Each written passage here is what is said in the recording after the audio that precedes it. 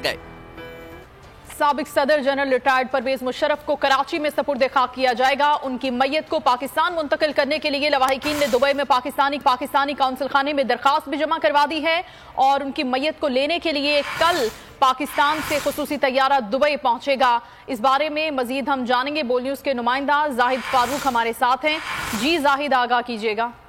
जी बिल्कुल, जनरल मुशर्रफ जो आज सुबह इंतकाल कर गए थे, उनकी आखिरी रसूमात के लिए तैयारियां शुरू कर दी गई हैं और कल जो है उनकी जो मैयत है उनको पाकिस्तान लाया जाएगा और कराची में उनको सुपुर्द खाक किया जाएगा।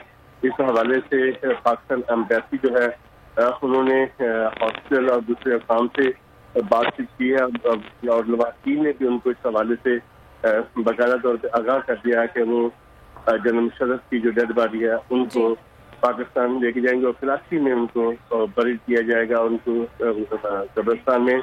और इस हवाले से जो पाकिस्तानी हुक्काम है आज दुबई में, उनको भी आगाह कर दिया गया है कि इस सारे कागजी कार्रवाई के मामले